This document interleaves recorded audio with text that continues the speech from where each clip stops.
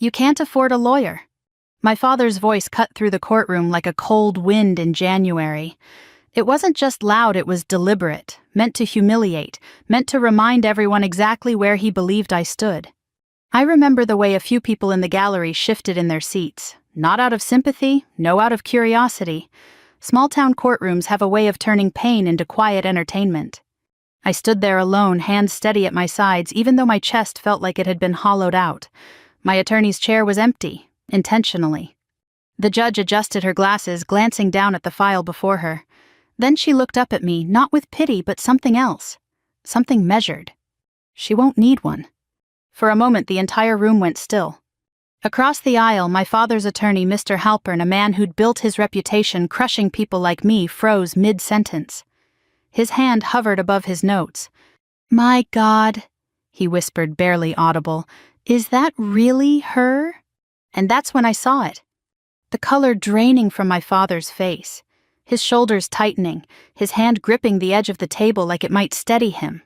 For the first time in my life. My father looked afraid of me.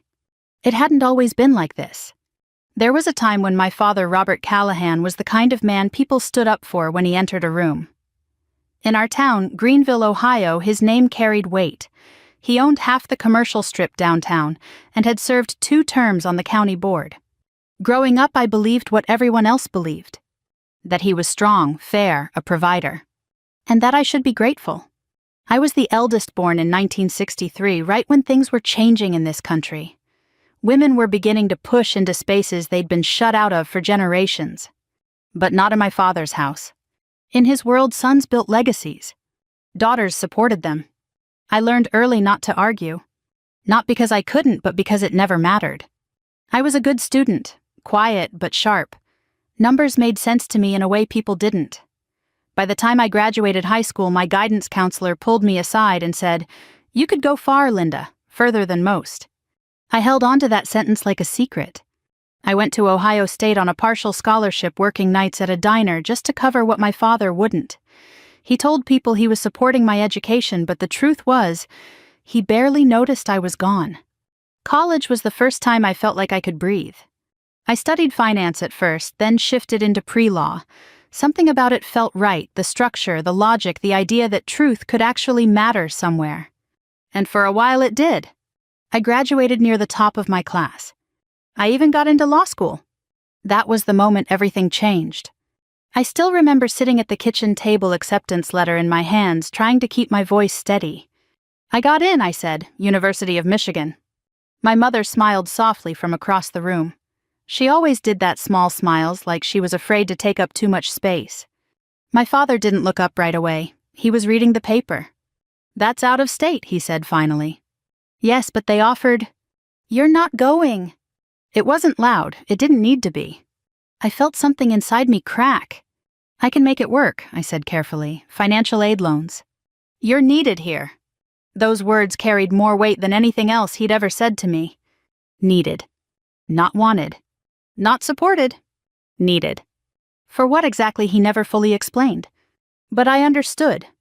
My younger brother Daniel had just started working with him. The business was expanding. My mother's health was beginning to slip. Someone had to hold things together. And in my father's mind, that someone was me. So I stayed. I told myself it was temporary. A year, maybe 2. Help out, get things stable, then go back. That's what I believed. That's what I needed to believe. At first, it didn't feel like a sacrifice. I worked in the office organizing accounts, reviewing contracts, catching mistakes Daniel didn't even know he was making. My father started relying on me more than he ever admitted. But he never said thank you. Not once. And he certainly never put my name on anything. Years passed the way they tend to when you're not paying attention. Quietly. Relentlessly. My mother got sicker. I became her primary caregiver. Doctor visits, medications, long nights sitting beside her bed when she couldn't sleep. Daniel got married, had kids, bought a house. My father praised him endlessly. Good man, he'd say, carrying on the family name. I'd be standing right there holding a stack of financial reports that proved the business was only still standing because of me. But I stayed quiet, because that's what I'd always done. The first time I realized I'd been erased was subtle. A client came into the office looking confused. "I was told to speak with the person handling our accounts," he said. "That would be me," I replied. He hesitated. "Oh," he said. "I thought, well, Mr. Callahan mentioned his son." I forced a smile. "Yes," I said, "Daniel oversees operations." That wasn't entirely untrue. But it wasn't the truth either. By the time my mother passed, I was 52 years old. And I had nothing to show for it. No career. No savings of my own. No recognition. Just years of work tied to a name that wasn't mine. The reading of the will happened 3 months later. I remember sitting in that same courtroom, though it felt different then. Smaller somehow. Colder. The lawyer spoke in that careful, measured tone they all use. And when he finished, everything I thought I understood about my life collapsed. But that's not where this story begins. It begins with a man standing in a courtroom laughing at his own daughter. Certain she had nothing left. Certain she was still the same quiet woman who had spent decades standing just behind him. He didn't know what I had been doing, what I had been preparing for, what I had become. And as I stood there that day, watching the fear finally settle into his eyes, I realized something I wish I had understood a long time ago. Silence doesn't mean weakness. Sometimes, it's just patience. When people look at a moment like that courtroom scene, they tend to think it came out of nowhere. Like something sudden. A twist. But nothing about that day was sudden. It was built quietly, patiently over years most people never noticed. After my mother passed, the house felt different. Not quieter exactly. My father had never been a loud man unless he wanted to be heard. But emptier. Like something essential had been removed and nothing had taken its place. I stayed, of course. There was nowhere else to go. And if I'm being honest, I didn't yet know how to leave. Grief has a way of keeping you still. It wraps itself around your routine, makes even the idea of change feel exhausting. So I did what I had always done. I kept working. The office didn't stop. Bills still came in. Contracts still needed reviewing. Clients still expected answers. Daniel showed up less and less. "Kids have activities," he'd say. "You understand?" And I did. I always did. So I filled the gaps. Again. It was about a month after the funeral that I noticed something strange. A set of financial statements didn't line up. At first I thought it was a simple clerical error. That wouldn't have been unusual. Daniel had never paid much attention to details. But the more I looked, the less it made sense. Funds were being moved between accounts in ways that didn't follow any logical pattern. Expenses were being recorded twice. Some payments weren't being recorded at all. I remember sitting there late one evening, the office lights, dim papers spread out in front of me, feeling something I hadn't felt in years. Not fear. Not sadness. But clarity. I brought it to my father the next morning. He was at his desk reading as usual. "I think there's an issue with the accounts," I said, keeping my tone even. He didn't look up. "Daniel handles that." "I know," I said. "That's why I'm concerned." That got his attention. He lowered the paper slowly, eyes narrowing just slightly. "What are you implying?" "Nothing," I said. "I'm just saying something doesn't add up. We should review it together." For a moment I thought just maybe he would listen. That he would see what I had seen. That for once my voice might carry weight. But then he leaned back in his chair, folding the paper neatly. "You're overthinking," he said. And just like that, it was dismissed. I wish I could tell you that was the moment everything changed. That I stood up, demanded to be heard, refused to be ignored. But I didn't. Not yet. Because the truth is, when you've spent decades being overlooked, you start to question your own instincts. You start to wonder if maybe you are overthinking. Maybe you are wrong. So I let it go. On the surface. But something inside me had shifted. That night I couldn't sleep. I kept replaying the numbers in my head. The inconsistencies. The patterns. And then something else surfaced. Something I hadn't allowed myself to think about in a long time. Law school. I got out of bed around 2 a.m. and walked into the living room. The house creaked the way old houses do, like it was remembering something. I sat down at the small desk near the window, the one I used to help my mother with her paperwork, and opened my laptop. It took me a few minutes to find what I was looking for. Old records. Bar requirements. Continuing education. I didn't even know if it was possible anymore. At 55, most people were thinking about retirement, not starting over. But I kept reading, and the more I read, the more something familiar returned. That same quiet certainty I had felt all those years ago. Before I gave it up, the next morning I made a decision. I didn't tell anyone. Not my father. Not Daniel. There was no point. They wouldn't have understood. And for once, I didn't need them to. I started small. Online courses at first, refresher material, legal updates. I'd work during the day just like always. Then study at night. At first it was exhausting. My mind wasn't as quick as it used to be. I had to reread things, take notes more carefully. But something interesting happened. After a few weeks, it started coming back. Not just the knowledge, but the way of thinking. The way legal problems unfold step by step, detail by detail. It was like a language I hadn't spoken in years suddenly returning. Around that time, I reached out to someone I hadn't spoken to in nearly 3 decades. Professor Alan Green. He had been one of my instructors during my brief time in law school. A fair man, quiet, observant. The kind of person who saw things others missed. I didn't expect him to remember me, but he did. "Linda Callahan," he said over the phone, his voice older but still steady. "You were one of my best students." I didn't know what to say to that. So I told him the truth, or at least part of it. We met for coffee a few days later. He listened more than he spoke. That hadn't changed. I explained what I had found in the financial records. The inconsistencies. The way it had been dismissed. He nodded slowly. "And you want to know if you're imagining it," he said. I hesitated. "Yes." He took a sip of his coffee, then set the cup down carefully. "No," he said. "You're not." That was the moment everything truly began. Not the courtroom. Not the confrontation. But that quiet confirmation. That I wasn't wrong. That what I saw mattered. Professor Green didn't offer dramatic advice. He didn't tell me to take anyone down or start a legal battle. Instead, he said something simple. If you believe something is wrong, he told me, document everything. Carefully, thoroughly, patiently. Truth has a way of revealing itself, if you give it time. So that's what I did. I started keeping records. Copies of documents. Emails. Financial statements. Anything that felt even slightly out of place. I didn't confront anyone. I didn't raise my voice. I simply observed. Weeks turned into months.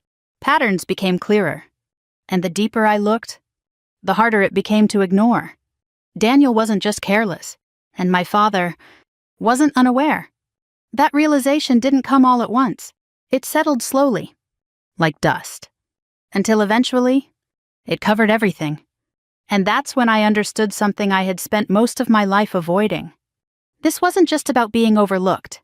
This wasn't just about family dynamics. This was something else entirely. Something that would not fix itself. Something that sooner or later would have to be faced. And for the first time in a very long time, I was ready. There's a moment quiet, almost unremarkable, when you realize something you can't unsee. For me, it came on a Tuesday afternoon. Nothing special about the day, the kind of gray Ohio sky that hangs low and makes everything feel smaller. I was at my desk reviewing a set of property transfers tied to one of our older commercial buildings downtown. At first glance, everything looked routine. But then I saw my name. Or rather, the absence of it. The property in question was one I had personally managed for nearly 15 years. I handled the tenants, negotiated leases, resolved disputes, every detail. But according to the document in front of me, it had been transferred entirely into Daniel's name. Not recently. Months ago. Signed. Filed. Final. I sat there for a long time staring at that page. Not because I didn't understand it, but because I understood it too well. That evening, I waited until my father was alone in the living room. He sat in his usual chair, the television on low, a glass of bourbon resting on the side table. I stood in the doorway for a moment before speaking. "When were you going to tell me?" He didn't look up. "About what?" I walked in, slowly placing the document on the table in front of him. "This." He glanced at it briefly, then leaned back. "That's business," he said. Business. Such a simple word. So easy to hide behind. I managed that property, I said, keeping my voice steady. For years. And you were compensated, he replied. That's not the point. He finally looked at me, then his expression unchanged. It is exactly the point. I felt something shift inside me. Not anger. Not yet. Something deeper. You transferred it without telling me, I said. I don't need to consult you on family decisions. Family. That word again. Used when it was convenient. Ignored when it wasn't. I took a slow breath. Was it really a family decision? His eyes narrowed slightly. What are you implying now? I held his gaze. I'm asking if Daniel knows what he's doing. Silence. Just for a moment. But it was enough. That was the first crack. You've always had a problem trusting your brother, my father said finally. That's not what this is. No, he said. This is you overstepping. Overstepping. After everything. I looked down at the document again, then back at him. There are discrepancies, I said quietly. In multiple accounts, transfers that don't make sense, payments missing. He didn't respond right away. Instead, he reached for his glass, taking a slow sip. Then he set it down. Carefully. You need to stop digging, he said. There it was. Not denial. Not confusion. A warning. I felt it then. Clear as anything. This wasn't a misunderstanding. This wasn't carelessness. This was intentional. I'm not trying to cause problems, I said. Then stop creating them. I'm trying to understand. No, he interrupted, his voice sharper now. You're trying to insert yourself where you don't belong. Where I don't belong. In a business I had helped build. In a family I had spent my life supporting. I nodded slowly. Not because I agreed, but because I understood something important in that moment. There would be no resolution here. Not privately. Not quietly. I picked up the document and turned toward the door. Linda. I stopped. But I didn't turn around. Be careful, he said. I didn't answer. I didn't need to.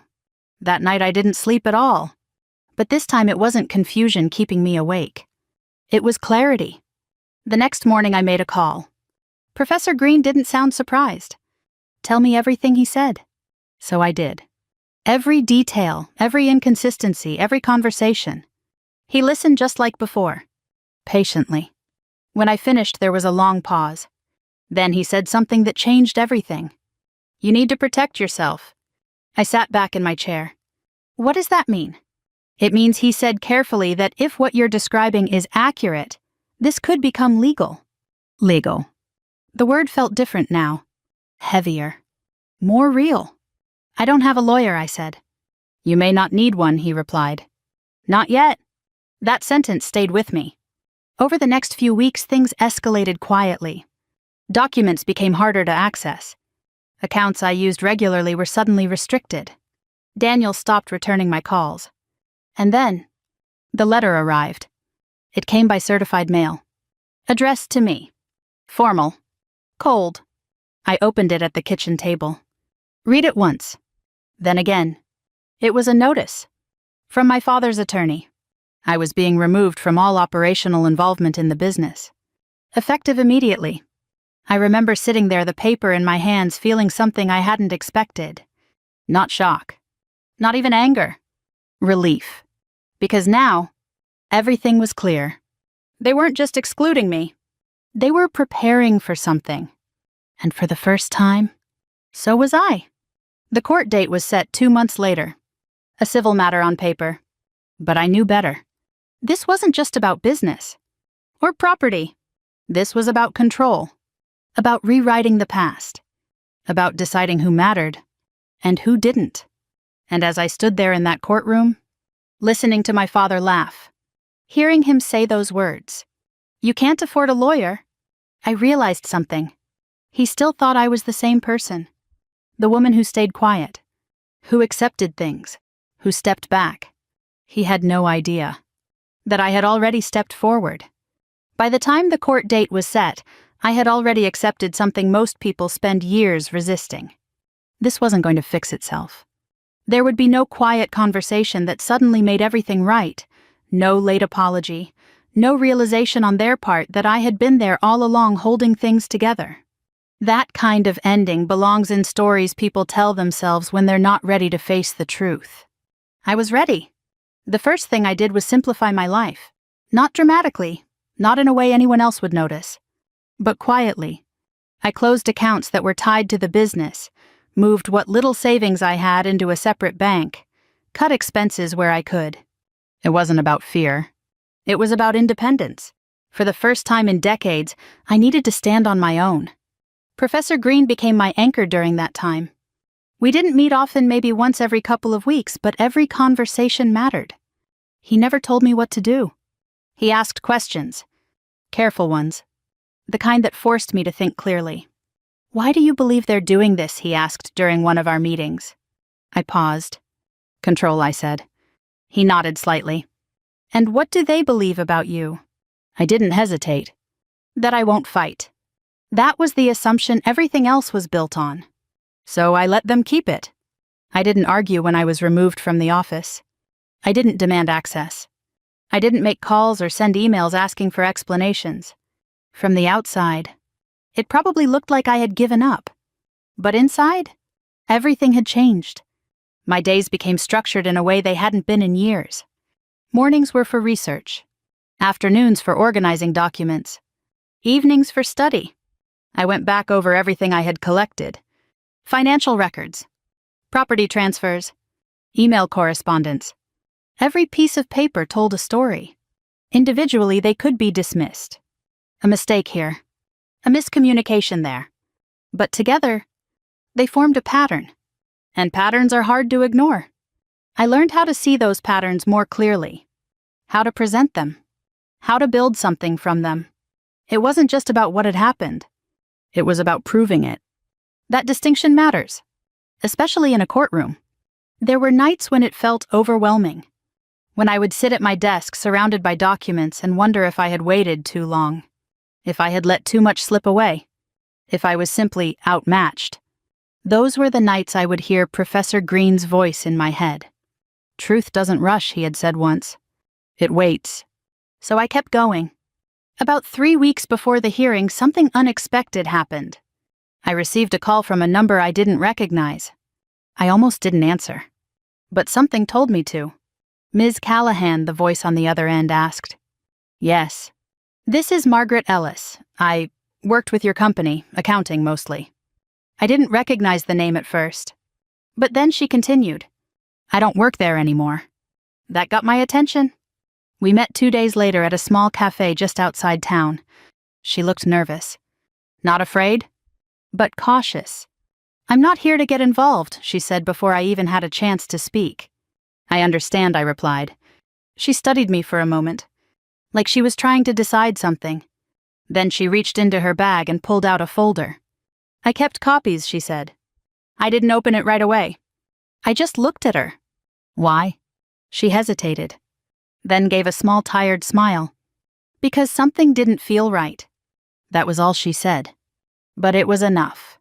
When I opened the folder later that night, everything changed. The records were detailed, precise, clear in a way mine hadn't been. Transfers that had been hidden, accounts that had been moved, signatures that didn't match. And most importantly, a timeline. It showed exactly when things started to shift, exactly how it had been done, and exactly who had been involved. I sat there for a long time after going through it. Not because I didn't understand, but because I did. There was no more uncertainty, no more doubt. This wasn't negligence. This was intentional. The next morning I called Professor Green. "You were right," I said simply. He didn't ask what I meant. He didn't need to. "What will you do?" he asked. I looked out the window. The sky was clear for once. Bright. "I'll finish what I started." There was a pause. Then he said something I'll never forget. "Then make sure you do it with dignity." Dignity. That word stayed with me. Because this wasn't about revenge in the way people usually think of it. It wasn't about anger. Or punishment. It was about truth. And truth doesn't need to shout. It just needs to be seen. In the days leading up to the hearing, I prepared everything carefully. Organized. Clear. I didn't rehearse speeches. I didn't imagine confrontations. I focused on facts. Because facts don't waver. The night before the court date, I sat at my kitchen table one last time. All the documents laid out in front of me. Everything I had gathered. Everything I had rebuilt. I wasn't nervous. Not in the way I expected. I felt calm. Not because I knew what would happen, but because I knew I had done everything I could. For the first time in a very long time, I trusted myself. And the next morning, I walked into that courtroom alone. Not because I had no one, but because I didn't need anyone to speak for me anymore. I had been in that courthouse before, but that morning it felt different. Maybe it was because I was no longer walking in as someone trying to keep the peace. Maybe it was because I had finally stopped hoping my father would choose decency over pride. Or maybe it was because for the first time in my life I understood that fear and calm can live in the same body at once. My hands were cold when I stepped through the metal detector. My purse felt heavier than it should have filled with neatly labeled folders, legal pads, and reading glasses I kept having to remind myself not to misplace. The deputy at the front nodded politely. I nodded back. Everything looked ordinary. That was the strange part. The fluorescent light still buzzed overhead. The tile floor still needed polishing. A vending machine still hummed down the hallway near the clerk's office. Two men argued quietly over a property line dispute. A woman in a navy cardigan held a tissue in one hand and a manila envelope in the other. Life was going on all around me. And yet for me that day would divide everything into before and after. My father was already inside when I entered the courtroom. He sat at the table with Daniel to his left and Mr. Halpern to his right, looking exactly the way he always had when he expected the world to bend in his direction. Dark suit, silver tie, chin slightly raised. Daniel wouldn't meet my eyes. That told me more than anything else could have. A man who believes he's right usually looks straight at you. A man who knows he's standing on rotten ground tends to study the table. I took my seat alone. Mr. Halpern glanced over and I could see the faint little smile in the corner of his mouth.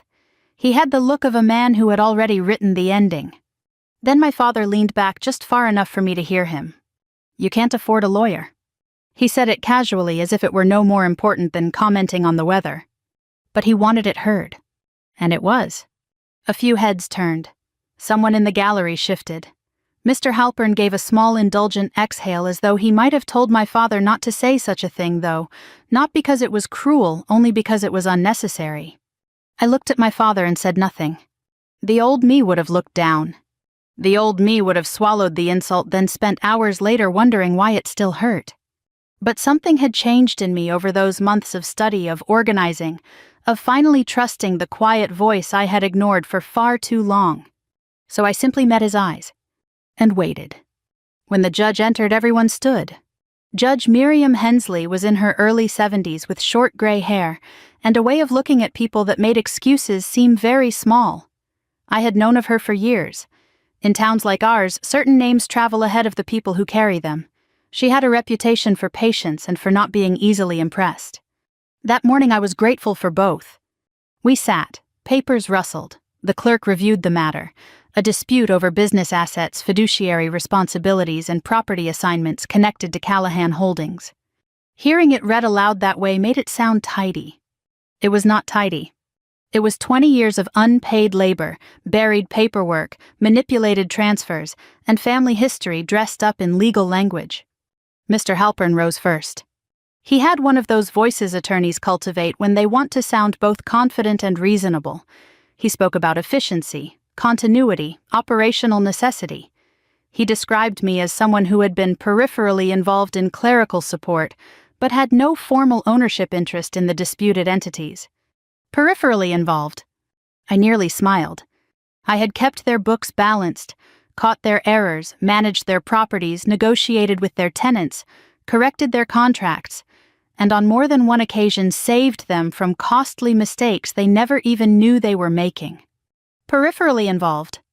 There are lies so complete they become almost elegant. Mr. Halpern continued building his neat little version of my life while my father sat beside him, hands folded, as calm as if he were attending a board meeting. Then the judge turned to me. "Ms. Callahan," she said, "do you have representation today?" "No, Your Honor." Before Mr. Halpern could even shift his weight, my father gave a faint, satisfied huff through his nose. Then Judge Hensley looked at the documents in front of her, looked back at me and said in that steady, quiet voice, "She won't need one." The room changed. Not loudly, not dramatically, but unmistakably. Mr. Halpern stopped moving.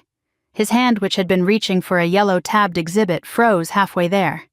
He looked at me then, not with amusement, not with dismissal, but with recognition. Real recognition. "My God," he said under his breath, though loud enough for those nearest him to hear. "Is that really her?" I knew what he had seen. Not my face exactly. My filing. The structure of it, the clarity, the citations, the organization of the exhibits, the old discipline returning in plain view. Years earlier, before I left law school, I had competed in appellate advocacy, quietly, successfully. My name had circulated in places my father never noticed because he had never cared to look beyond his own reflection. Men like Mr. Halpern did remember such things, not always the person, but the workmanship. And workmanship leaves a signature. My father turned toward him. "What does that mean?" he whispered harshly. Mr. Halpern didn't answer. That was the moment I saw my father's confidence begin to crack. Not because he suddenly understood everything, but because someone he trusted did. Judge Hensley invited me to proceed. I opened my folder and adjusted my glasses. My voice, when it came, surprised even me. It was calm. Not theatrical, not trembling, just clear. "Your Honor, I would like to begin with Exhibit B, the transfer history related to the Jefferson Building, followed by the accounting summaries in Exhibits D through H." Mr. Halpern objected almost immediately, arguing relevance. I was ready for that. I responded point by point. Timeline, connection, pattern of transfer, internal inconsistencies, missing disclosures, signature anomalies. The judge overruled him. Then I kept going. I walked the court through dates, account numbers, property records, internal emails, and ledger discrepancies with the patience of someone who had lived inside those facts long enough to know they would hold. I did not speculate. I did not accuse more than I could prove. I simply laid each stone down where it belonged. And little by little the shape of the truth emerged. Daniel shifted constantly in his seat. My father stopped looking at me altogether. Mr. Halpern tried 3 more objections, lost all 3. Then came Margaret Ellis's records. Those changed everything. Because until then, the defense could still pretend this was interpretation. A matter of perspective. But Margaret's timeline connected the internal transfers to outside accounting records in a way that left no room for confusion. The judge studied the documents for a long moment. Then she looked at my father. "Mr. Callahan," she said, "were you aware of these transfers at the time they were made?" He opened his mouth. Nothing came out. That was the first time I had ever seen him speechless. Not angry, not commanding, not dismissive. Speechless. He reached for a glass of water that wasn't there. His hand trembled. Just slightly. But I saw it. And so did everyone else. For all the years I had stood in his shadow, for all the decades he had mistaken my silence for weakness, it came down to that tiny human gesture. A shaking hand. Judge Hensley turned back to the record. Mr. Halpern sat down slowly as though some invisible support had been removed from the room. And I understood, standing there with my papers and my steady voice and the whole buried weight of my life finally taking form in daylight. This was the moment my father stopped seeing the daughter he could dismiss, and started seeing the witness he could not control. Once the truth is spoken plainly, people like to imagine the room erupts. Voices rise, faces collapse, someone confesses, someone storms out. But that isn't how it happened. In real life, especially in a courtroom, truth often arrives quietly. It settles over people in layers, forcing each person to decide how long they can keep pretending not to feel its weight. That was what happened that morning. After Judge Hensley reviewed the exhibits, she asked for a short recess. The bailiff called it, and everyone stood. Chairs scraped, papers shifted.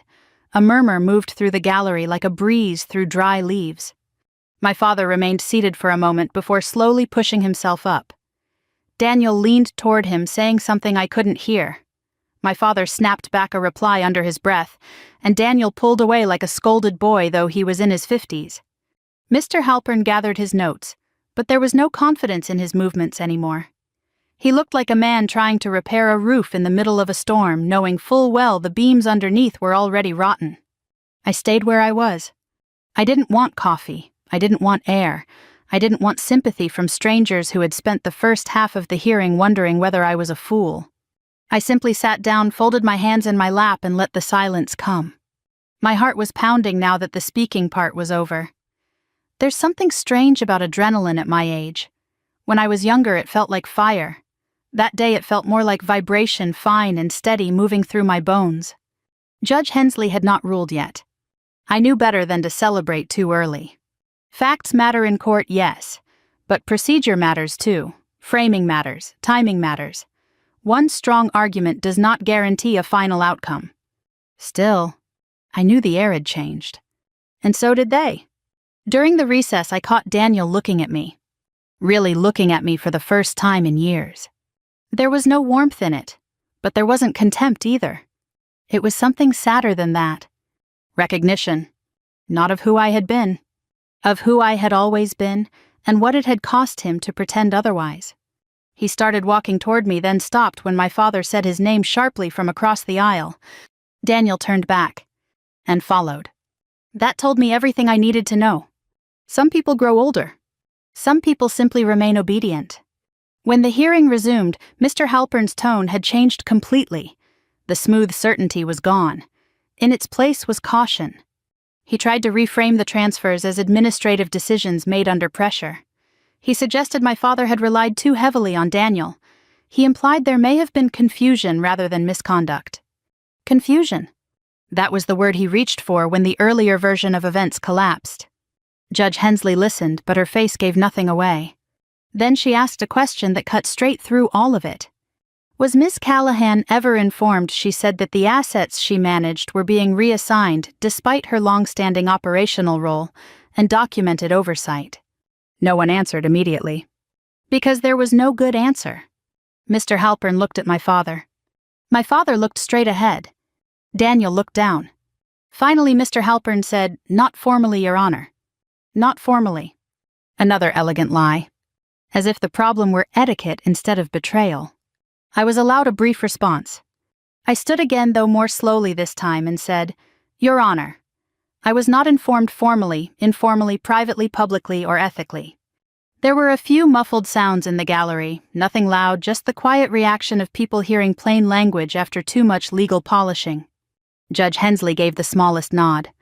I sat back down, and for the first time that day I felt something like peace. Not victory. Peace. Because no matter what came next, the truth had entered the record in full view. It would not be buried again. The ruling came that afternoon.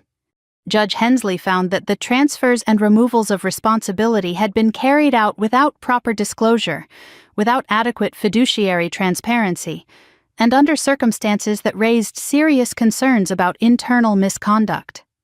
She ordered an immediate freeze on several disputed assets, a formal forensic accounting review, and temporary restoration of my access to records relevant to the case. She also stated in language calm enough to be devastating that my role in the company had been substantive, long-standing, and materially significant, despite repeated attempts to minimize it. Materially significant. I had waited 30 years to hear someone in authority describe my work honestly. I did not cry. Not there. But something inside me loosened. Like a knot pulled tight for decades had finally begun to give way. My father stared ahead as the ruling was read, his face drained of color. Daniel looked ill. Mr. Halpern took notes, though I could tell from his expression he was already thinking beyond the case, toward damage control, toward reputation, toward the very American business of surviving disgrace in a pressed suit. When it was over, the bailiff dismissed us. That should have been the end of the moment. But my father stood abruptly and turned toward me. "Are you proud of yourself?" he asked. His voice wasn't loud. That made it worse, because I heard what was underneath it. Not remorse. Not reflection. Humiliation. He was not wounded by what he had done. He was wounded by being seen. I looked at him for a long moment before answering. "No," I said. "I'm sad it had to come to this." His jaw tightened. "You made a spectacle of this family. I almost laughed then, not out of cruelty, but out of sheer disbelief.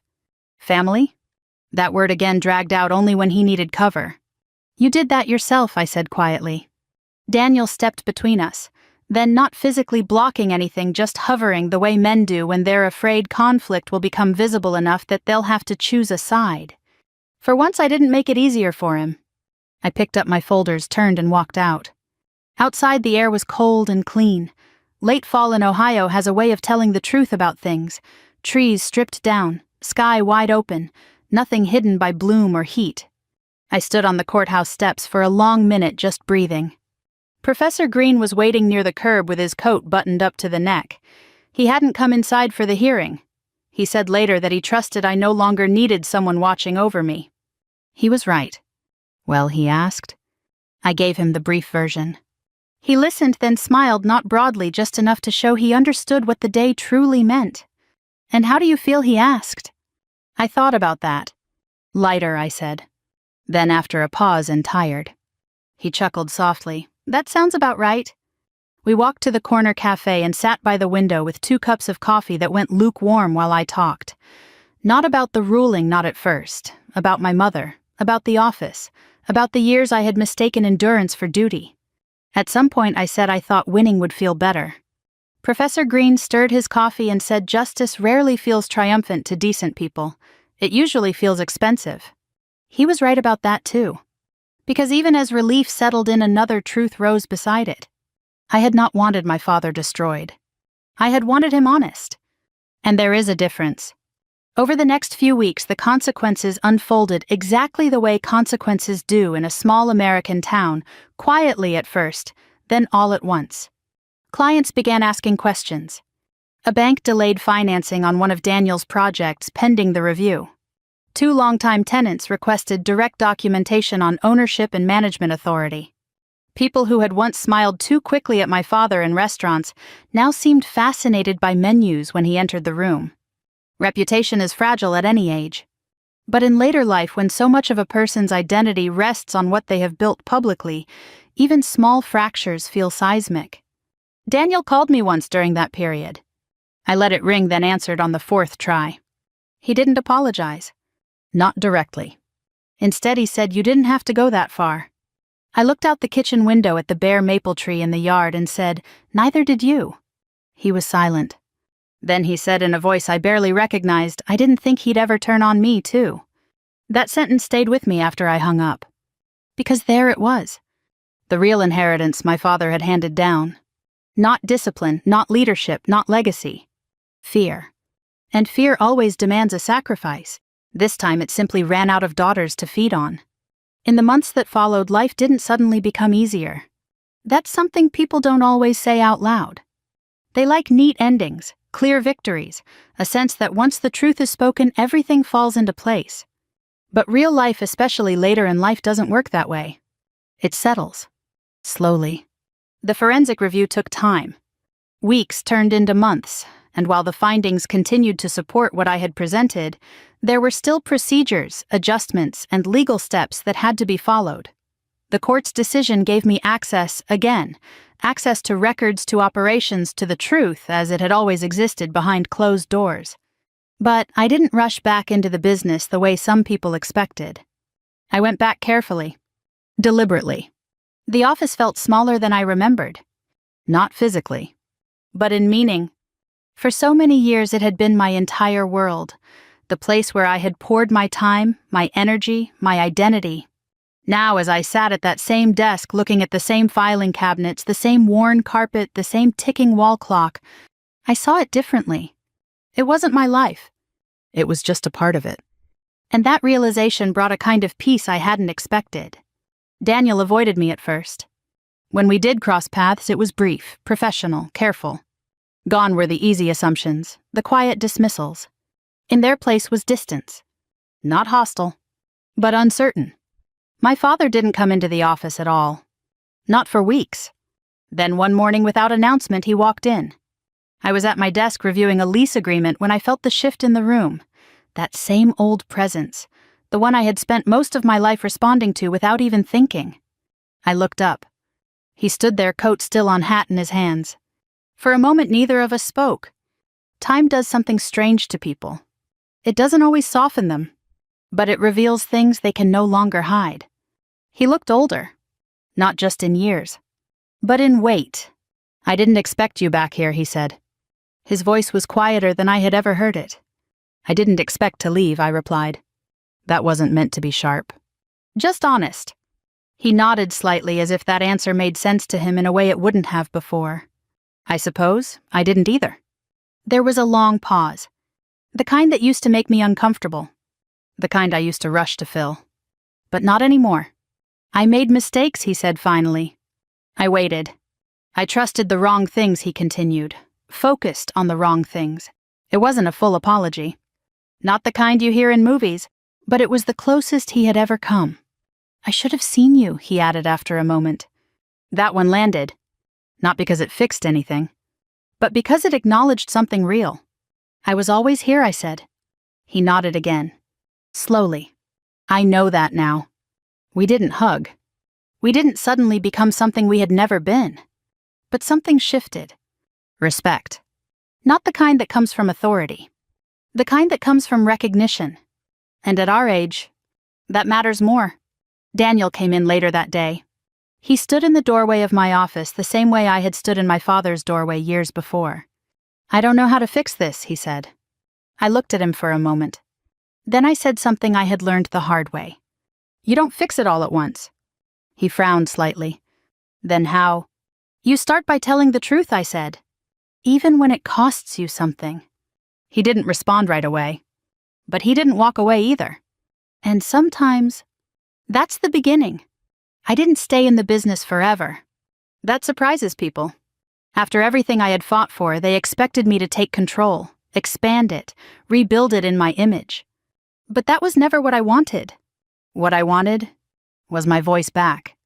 And once I had it, I realized I could use it in ways I hadn't imagined before. I began volunteering at a local legal aid clinic, mostly helping older adults, people my age or older who found themselves overwhelmed by paperwork contracts or situations they didn't fully understand. People who had trusted someone and been let down. I didn't give dramatic speeches. I didn't tell them what to do. I listened. Then I helped them see clearly. Because clarity is power. And it's something no one should be denied simply because they were taught to stay quiet. My father and I see each other now. Not often, but enough. We sit sometimes on his back porch watching the same stretch of yard I played in as a child. We don't talk about the case. We don't revisit the past in detail. But there's a different kind of silence between us now. Not the old silence. Not the one filled with things unsaid. This one is understood. If there's one thing I've learned through all of this, it's that strength doesn't always look the way we expect it to. It doesn't always come early. It doesn't always come loudly. Sometimes, it comes after years of being overlooked. After years of thinking you've missed your chance. After years of believing your role was simply to support others. And then one day, you realize your voice was never gone. You just hadn't used it yet. So, if you're listening to this, if you've ever felt dismissed, underestimated, or quietly pushed aside, I want you to remember something. It is never too late to stand up. Never too late to learn. Never too late to tell the truth. And when you do, you may not get applause. You may not even feel victory the way you imagined. But you will feel something better. You will feel whole. If this story meant something to you, take a moment to reflect on your own journey. Share it with someone who might need to hear it, or simply sit with it quietly. And if you'd like more stories like this, stories about strength, truth, and second chances, consider staying with us. Because sometimes, the quietest voices have the strongest stories.